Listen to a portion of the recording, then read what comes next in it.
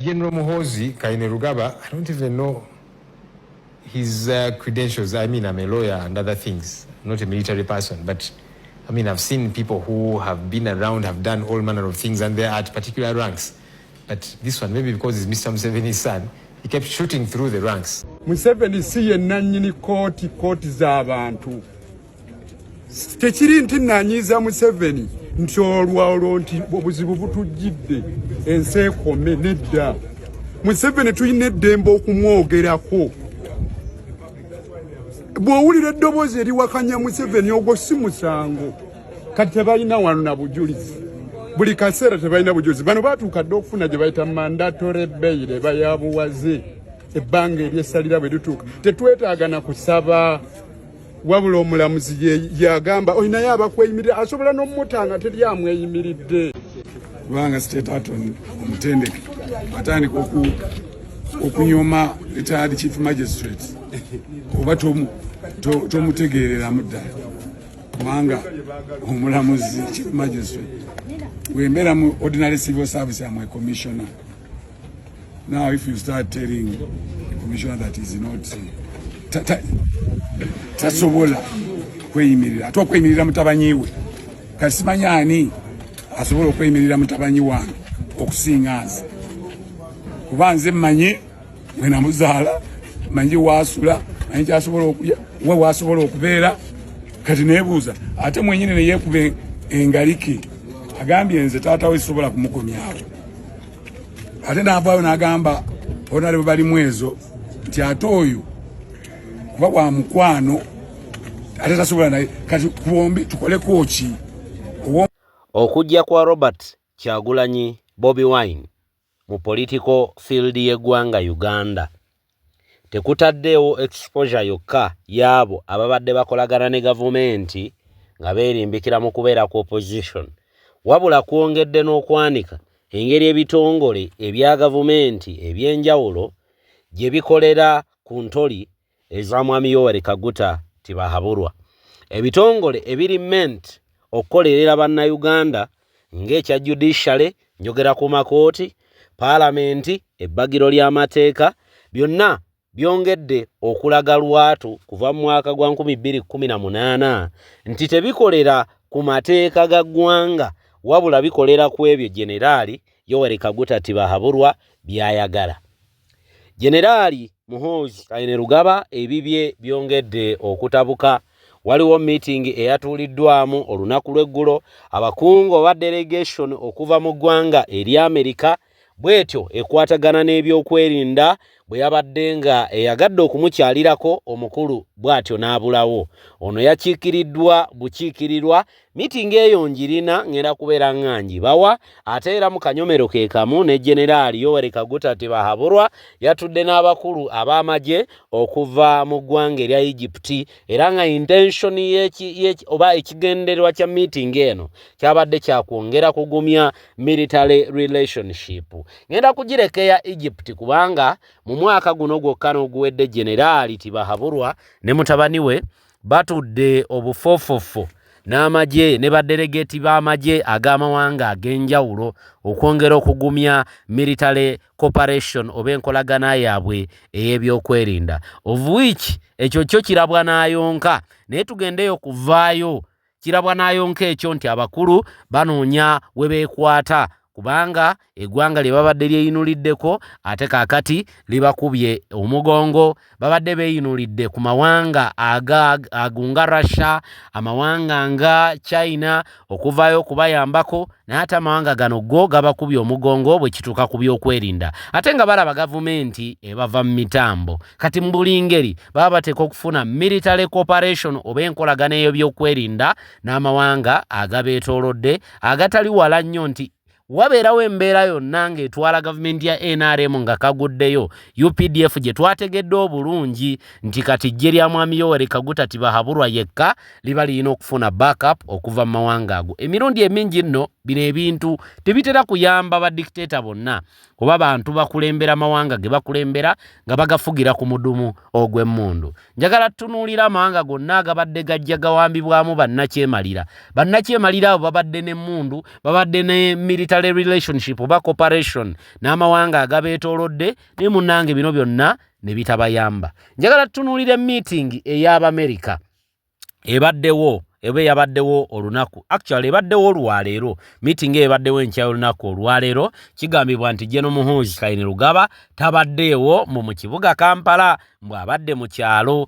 Ekimu ku bimuganya okubeera mu meeting eno byemmanyi oba what I may think of mu bwongo bwange nti engeri gye waliwo embeera ey'obukuubagano wakati wa UPDF oba wakati we nejje oba neggwanga ery'Abamerika y'okutuula mu meeting n'Abamerika baali badde oba oli awo babako obubaka bwe badelivaringa ng'era buno bw'ogenda okuwulira kubanga boogedde ku biri mu Sudaani nga bagamba nti be kibaleeta naddala wano ku lukalu lwa Africa kulondoola byakwerinda ebiri mu mawanga ago. Kati okumanya nga bajjiridde ddala Uganda banokoddeyo ku bya M23 of which tukimanyi bulungi nnyo nti M23 ne RDF bali bati. Ate nga tukimanyi nti RDF ne UPDF nabo bali bati. Bali kimu oba bali kitole. Kati bwabanga omuntu ajja mu ggwanga lyo nga yakulembera amagye g'Abamerika wano ku lukalu lwa Africa nga delegation okuva mu Amerika ng'erondola byakwerinda wano ku lukalu lwa Africa ng'eyogedde ku M23 eyogedde ku ADF eyogedde ku RDF eyogedde ku DR Congo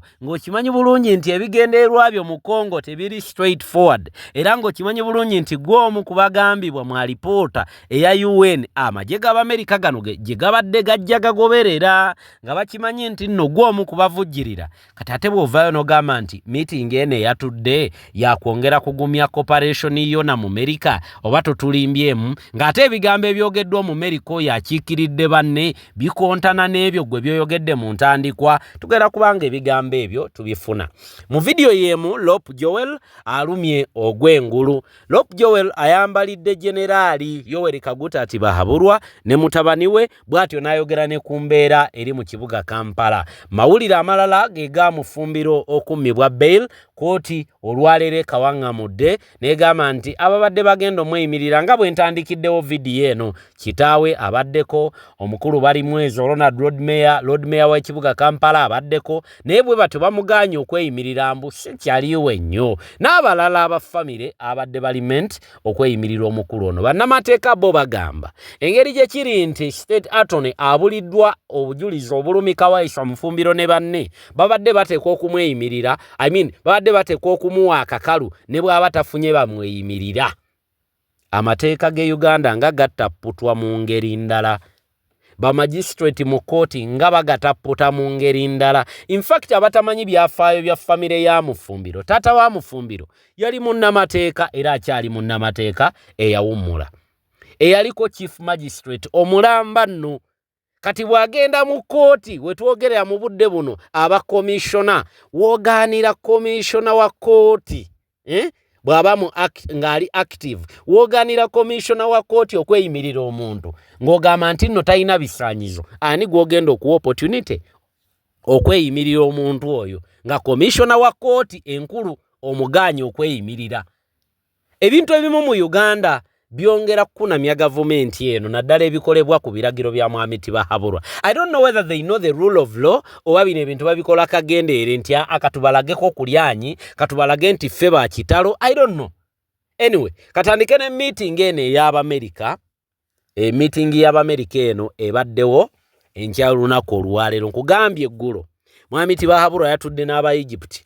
I think yabadde wali nakasolo meeting eyo mu maka agaawo mu kibuga Kampala we yabadde meeting nyingi nnyo okwongera okugumya military cooperation wakati wa UPDF n'amagye g'amawanga amalala. Gwe bino munnayuganda naddala munnankyukakyuka tebiina kukanga oba kuugula ttama ebyo buba bubonero obulaga nti gavumenti weeri eri ku kyokya. Gavumenti weeri eri ku kyokya. Gwate lwaki wali badodduka nga tewali akugoba. Eno military cooperation eya buli kadde tutudde n'Abegindi tutudde n'Abe China tutudde n'Abe India ate kakati tutudde n'Abe Nigeria ate bwe tuvaawo tutudde n'Abe Ghana tuvudde n'Abe Ghana kakati ne tukola military cooperation ne Rwanda. Ebyo byonna byava ku ki? Twatera akaruru shawemu n'ekichweka jahika munano bote yako machiwanuka. Akayimba ako mukajjukira kakati ye pressure yemu omukulu gyalimu twakuba akalulu bugenda okuwungeera ng'omukulu alagidde amagye geetoolola amaka ga Kyagulanyi Bukookolo bugeyaŋŋana yayimba akayimba ako mu 2023 mukajjukira twatera akalulu shahemu n'ekicweka jahika munano bote yakoma kiwanuka kati ne wane Uganda omukulu kyali kye kimu kye yali ayagala okukola lwakuba ate ye byakyukamu yagenda okutuuka emagere nga Kyagulanyi yeemuludde dda baganda bange akalira akali mu NRM naye bagala atamanyi mpewo y'emagombe yammwe omufu olubugo ekiri mu NRM kitokota bwemulowooza okutula meeting ku meeting giba mirembe mugamba meeting y'ekyankwazo y'ennaku omwenda mirembe not at all tebakikulimba yadde olunaku olumu nti mwami tibahabulwa yeetaaya eno taamu ya 2026 2030 egenda mufuukira ekyewalula in fact n'okugimalako tukyali awo kubanga omwaka guno gwennyini wandyekangirawo by May ng'ebintu bikyuka ebintu nga bikyuka jjo nabatereddeyo vidiyo Amerika eyo yalayizaako ko omukulembeze omu n'akulembera abantu be ng'ali bweru wa ggwanga naye nga ye legitimate president w'eggwanga eryo kati mulindiire okukiraba ku Kyagulanyi ke yatuula n'abakulu abatuula ku Congress wali eri ku Capitol Hill mu Washington District of Columbia kati oba okyaŋŋamba ki ekirala katuve mu meeting eno nkomewo. Our relationship with the US is very excellent. There's a witness. You have supported us in a lot. I think you are our #1 partners, military cooperation. So thank you so much for that. And UPDF is the best force to support on the African continent. That is the truth. Because we have the political will to go in and do what is required to achieve the desired end state. We are not, you know, when you support someone who's ready to take off, it's just a matter of a simple push. He has gone already. But if you are supporting someone who's sleeping, oh Lord, you have to wake him up, dress him, then say, please, can you go? But for us, we are not that type.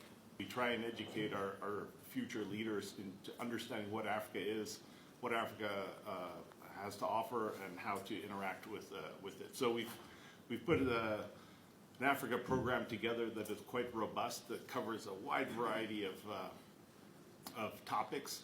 And so we have our Africa Regional Studies program, and then we created this, and this is only the second year we've been doing the Advanced Africa Regional Studies. And for that, we traveled to Africa for a few weeks. Last year was the first year we did it. We tried to come to Uganda because Uganda is such a great place to learn about Africa. This year, because of some of the changes, we were allowed to come, and so we're very happy to come here. And as you correctly mentioned, the UPDF is involved in so many different operations and exporter of stability that we really wanted to come here to see all that. Everything you do in DRC, we want the students to really understand the conflict in Eastern DRC, all the nuances of it, and what's going on there. Also Sudan, of course Somalia. Somalia's been a big thing that of course the U.S. has been interested in supporting, and so understanding those issues there, ADF, M23, all of the issues around the region, and so we definitely wanted to come here, and so we're so happy that we're able to do that this year, and so this has been really good. At the War College, we try and take our students from the mindset of basically battalion level commanders, and then expose them to the strategic level, because more or less battalion level and lower is tactical mindset, and then we try and expose them to what the strategic world is. How do countries get along? How do you interact within the international community? How do you interact with the other elements of national power? How does defense support to economics work? How does defense support to information operations? How does defense support to diplomacy and all of that type of stuff work? So this trip that we put together here, we're visiting only 3 countries this year. We're doing Uganda, Ethiopia, and then Tanzania. Last year we went to Zambia. That was good to get a good SADC perspective. And of course, we do everything from history all the way through to current affairs. Dr. Marino is a historian, and so we try and have the students understand how Africa came to be where it is now, what happened during the colonial era, the environment that's here, if there's everything from religious issues to tribal issues to economic issues, and also the international relations, external influence in Africa. So we're very happy to be here. The students comprise almost every branch of our service, except for we don't have a Navy person here, but War College, we really focus on joint. So we have Space Forces here. We have, of course, Air Force, Marines, National Guard, Reserves, Army Reserves, and then also we try and select students that will be going in their next job, will be doing something Africa related, either part of a state partnership program or working in our headquarters or doing Africa policy and things related to that. So we're very grateful to be here. Thank you for your time and your effort, and we really appreciate you giving us as much and teaching us as much as we can. We're here for educational purposes, just to learn as much as we can from you, because Uganda and the UPDF are good teachers. And so there is a lot that we can learn from you, and especially when it comes to counterinsurgency, you're masters of it. You really are. Njagala mugenderere nnyo ebigambo by'omwami oyo Omumerika by'ayogedde. Ono abadde akiikiridde UPDF, abadde afuba nnyo okulaga nga Uganda ne Amerika bwe bakolagana ennyo mu by'okwerinda. Naye nga babyogereramu mutunuulire body language yaabwe. Omukulu abadde yeererejja nga naye baali mu kwogereramu ayagala bakube engalo bwamwenyereketa ng'era omuntu eyeegayirira ofuna obuyambi bw'aba. Kakati abakulu bano banga bulijjo batulaga mwami tibahabulwa teyeetaaga bagwira, teyeetaaga Bamerika. Lwaki ate olwaleero military cooperation ng'eno yali badde agiyaayaanira? You know why? Ensonga eri emu yokka, kubanga yategedde nti obulabe obujja eri gavumenti ye bugenda kuva mu Amerika.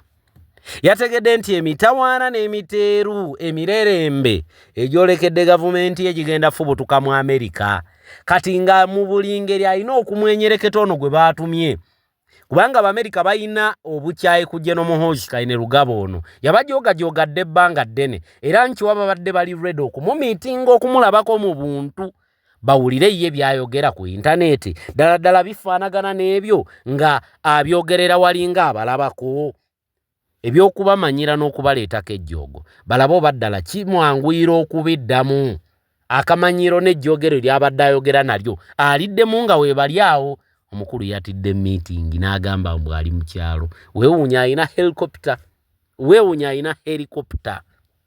Era helicopter okumujja weemujja okumuleeta ne Kampala dakiika 2 mangi ne 15 nnyingi. Kemala okukyamuka eti neteekako yingini dakiika 15 ne bw'aba abadde lwakitula aba ali Kampala. Ky'ekyamulobedde okuba mu meeting eno.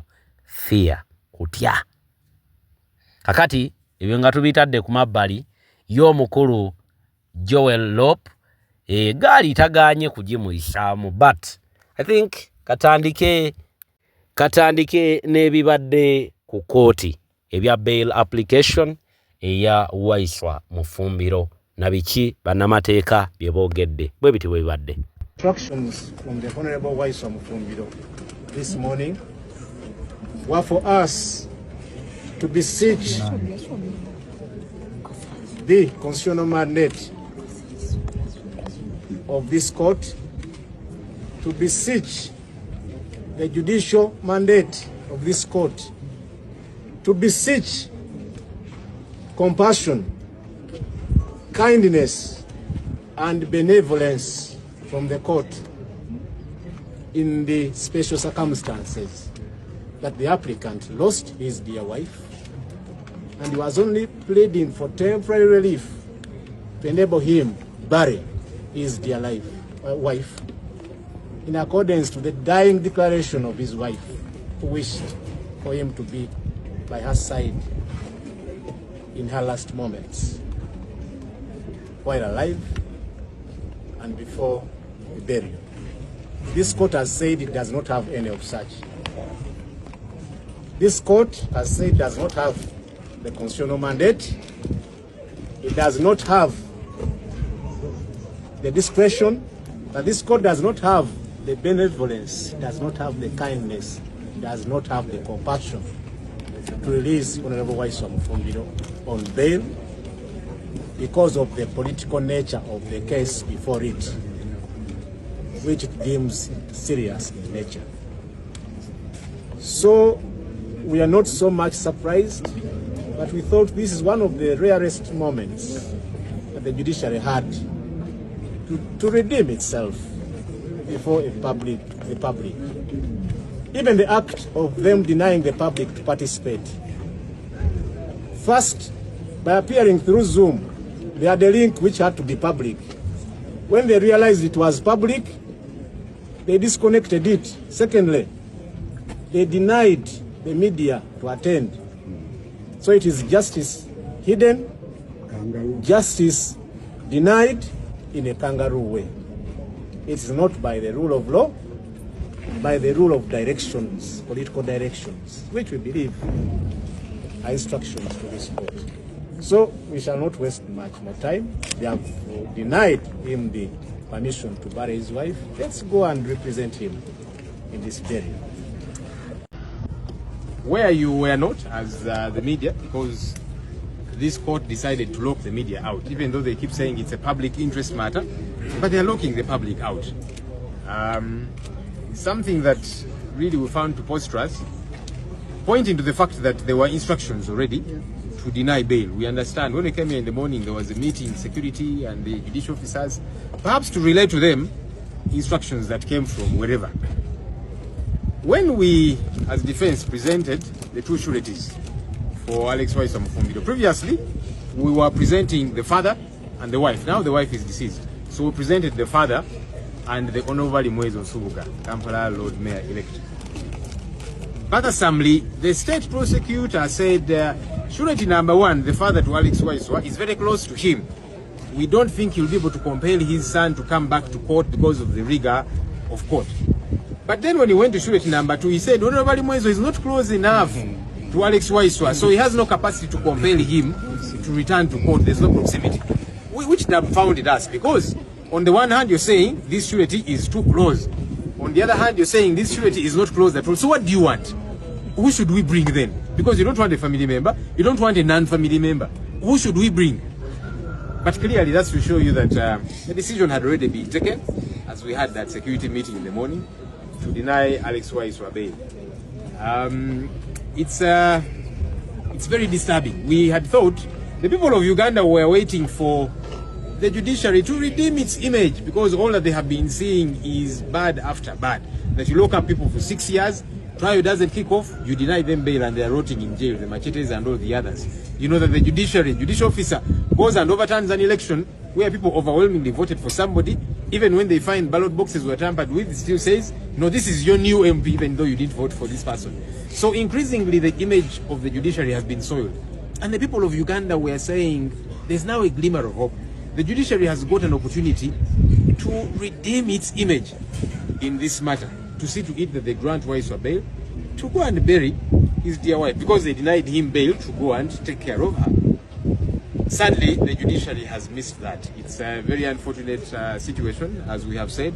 We'll not go to the second court because this is the chief magistrate, Dorina in Mbabazi, who has taken this decision. Now we're meant to go to her junior grade 1 magistrate, Damali Agumasimwe, to determine now bail in the other offense of unlawful drilling. But it is obvious, even though anyway she grants bail, this one has denied bail, so there's this offense, he can't be released. But also, the chief magistrate, gives a cue to the juniors, I guess after all the instructions that they got. So there's nothing we expect now from the grade 1 magistrate. We have decided to literally boycott court in this particular matter, also because the accused persons are not here. Let's now go and prepare for the burial of Edith.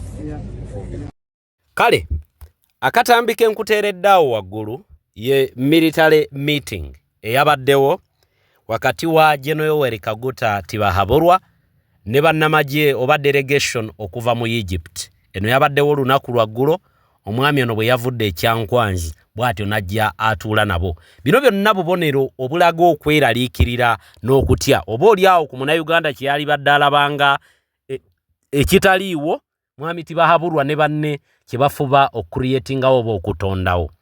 Ewatali lutalo lwaki military cooperation gwatatidde eyalondebwa Bannayuganda ne bakuwa akalulu lwaki wali badde oddukira ku wingi eri ey'ebyokwerinda kubanga omanyi bulungi nnyo nti amaanyi go gali eyo of which tewali kintu kya bulabe nnyo nga kulaga bantu bunafu bwo.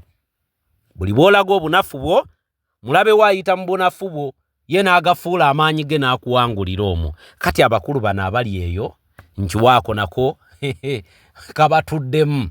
Anyway, njagala fundikira na katambi oba butambi obw'enjawulo mu interview emu Lopu gye yabaddemu ku NTV Uganda nga mu interview eno mwe yayongeredde okwogera ku bintu eby'enjawulo naddala embeera eri mu kibuga Kampala n'enteekateeka National Unity Platform ng'ekibiina gye kirina okweyongerayo okuteeka gavumenti eno ku nninga. Katugende mu butambi oba mu katambi ako ate nkomewo mweddako. Tambudde ne Sheikh Ashraf omulombi w'edduwa munoonyeeko ku namba ye weri awo wakati gwe wenna ayina embeera muyite etali nnungi akulombera edduwa embeera ejja kubeera ng'ate efuuka malidaadi emirimu gyekutte kubira ku Sheikh Ashraf akulombere edduwa ebintu bibeere ng'ate bigonjoolwa. Bannaffe aba Blessed Hope Bridals and Event Management nabo banoonyeeko ku namba yaabwe oba bookinge bakolera omukolo gwo gubeere malidaadi bakola ku bagole makeup bakola ku by'okutimba kugatta n'okukola cake ku buli mukolo gwonna. Banoonyeeko ennamba yaabwe weri awo balina ennamba 2 bakubireko ennamba eri ku mukono gwa kkono ate eyaffe gwe yali yagadde okubaako kootukanyugayo kuba embeera y'akaweereege ngaddi yali abukadde kaddata tewali era benkaabiridde mbakaabiridde lwakwegumya embeera y'akaweereege ngaddi yali abukadde ebintu bijjira kumukumu emitawaana gyereeta tegiggwayo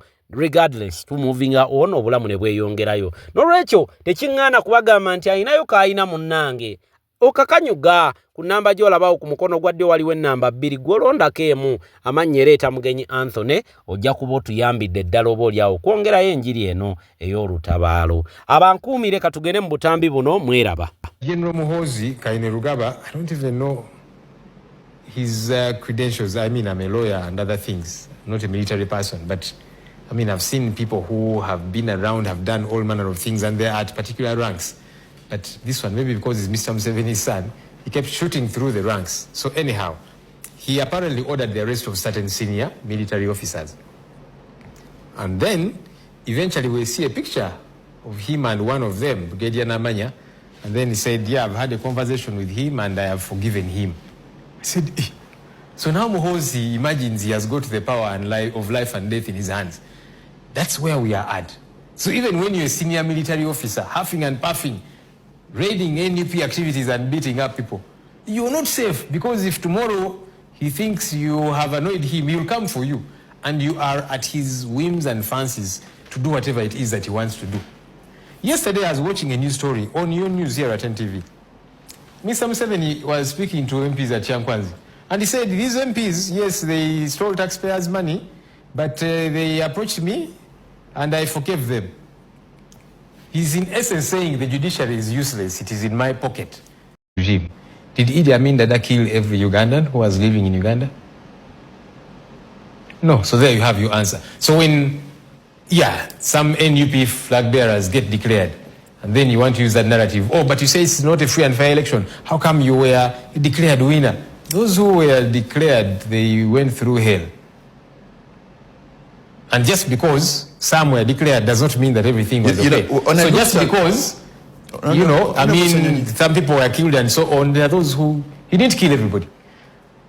The constituencies and the people you fronted to run, in some cases, for example, LC3 sub-county level, you didn't even have 20% of candidates in those situations. Doesn't that alone put you at a disadvantage in a general election? The Supreme Court of Kenya, in ruling Raila Amolo Odinga versus their electoral commission and Uhuru Kenyatta at the time, the Supreme Court annulled that election. And cardinally, they were saying an election is a process, not an event. And so they were talking about the events in the run-up to the election to say, because the Electoral Commission was just concerned about the election date, the Supreme Court said, no, an election is a process, not an event. All the things that get to happen, they are part of the process, and so they affect the process positively or negatively. Now come back home. We did see the impunity in even, I mean, it was unheard of that people who are seeking to vie for election would be deregistered from the National Voters Register. That has never happened. We had never gotten to those levels. But somebody who has always been on the Voters Register, who voted in the last election, is on the Voters Register, but because they're up against somebody, they will deregister them. Say you're no longer, because you must be a registered voter to stand to be elected. That had never happened. And then we saw a series of several other people who were either deregistered, denied nomination, and all of that. So in an environment like that, it's inevitable that you'll have a challenge such as that. It's inevitable that it will have that trickle-down effect. So no wonder people were declared unopposed. But then you ask, you were declared unopposed. People who, we had an interesting scenario.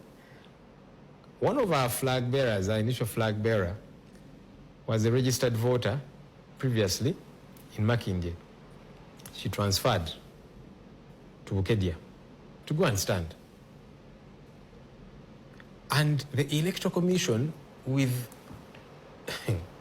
preposterous impunity, in cahoots with the political leader, decided to throw her off the register. I said, you people should have been a bit shameful to, at the very worst, send her back to Makindye, where she voted from the other time. That's her town area, her town living place. That's the kind of election you're talking about, Patrick. So no wonder you get to see all of these ills around it. You know, granted, there were stumbling blocks, and a lot of them on the way to the 2025-6 general election. But also, when you go in, like, for example, I come from Kyenjojo. So when I was take that road, I could clearly see a sea of red as they move out of Kampala up to Mitiana. Beyond Mitiana, it starts changing into yellow. And when you go up the border with the Congo, it's yellow throughout. Granted, there are stumbling blocks, but also, I don't think you worked harder that you should have. Patrick, when we went to campaign in Western Uganda, I just want to give you examples so that hopefully you can pick the picture. When we went to campaign in parts of Western Uganda, we found goons who were clad in NRM yellow t-shirts who were saying, Kyagulanyi and NUP, you cannot come to campaign here. They were wielding sticks protected by police and the military, and they assaulted many of our people. NTV, if you followed, aired that story. Did you not see it? So this is a territory where goons... In Kiruhura, for example. Yes, and elsewhere. They're saying you cannot come here. And regardless that police was there, if anything, police was protecting them. And they came to assault our presidential candidate with sticks. On that day, according to the EC's schedule, the NUP presidential candidate was the one meant to be there. So if you don't like him, you're supposed to stay home. But these ones came to town and said, you're not coming to campaign here. Began to beat up people, and they were holding stones and sticks and so on. Now, if that can happen when a presidential candidate is scheduled to be there for campaign, what do you expect about somebody who will try to vie that there will be posters? You see, even here in Kampala that you're talking about, each time Mr. Museveni was going to campaign in a particular place, even here in Uganda, in the night, police and the military would go defacing and removing posters of NUP for all candidates.